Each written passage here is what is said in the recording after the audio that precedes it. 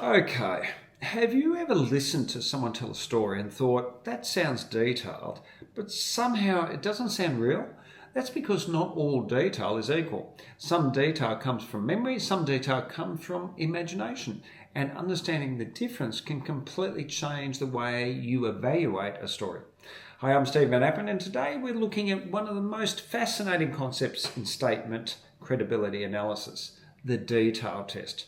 But before we start, just a quick disclaimer, no single behaviour proves deception on its own.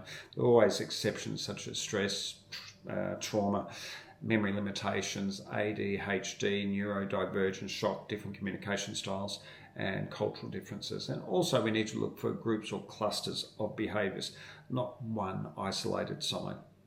And of course, we need to cooperate with any other type of evidence. These observations should be supported by forensic, scientific, medical, or cooperative evidence. Okay, let's get into it.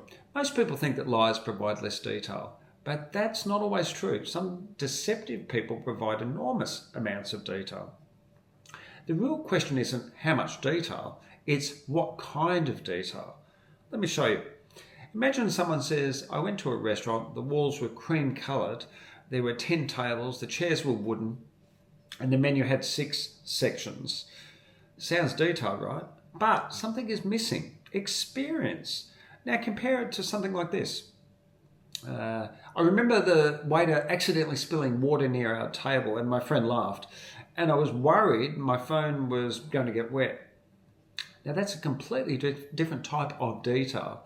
Researchers involved in criteria-based content analysis found that genuine memories often contain contextual detail, not just description, but interaction, unexpected moments, personal experience, things that happen naturally, because that's how memory works. Real memories are connected to events, not observations alone. Now, imagine I ask, what happened at the party? One person says, there were about 40 people there, the music was loud, the room was crowded. The second person says, I was trying to talk to a friend, but we kept getting interrupted because the music was so loud. Both contain detail, but one contains detail and experience, and that's the difference.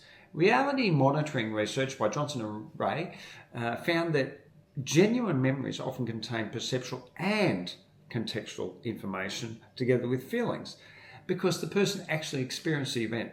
Fabricated stories can sometimes contain detail, but the detail often feels removed or detached, generic if you like, or strategically selected. Again, this isn't proof, but some truthful people communicate briefly, some deceptive people prepare extensively. But when stories contain genuine interaction, unexpected moments, and contextual embedding, they often feel more like lived experiences because they usually are. So let's recap. Watch for contextual detail, interaction detail, unexpected moments, personal experience, and memories that feel lived rather than described, because not all detail is created equal. The most convincing stories aren't always the longest. They're usually the ones that feel experienced. Just some quick references, Stella and Kogan, CBCA research, Johnson and Ray, as I mentioned before, reality monitoring, Albert Fridge, detecting lies and deceit. If you found this useful, comment truthful or true below, I should say. Subscribe to the channel and circulate with your friends if you think someone needs to see this. Because once you understand human behaviour, you don't just hear what people say, you see what they're trying to really hide.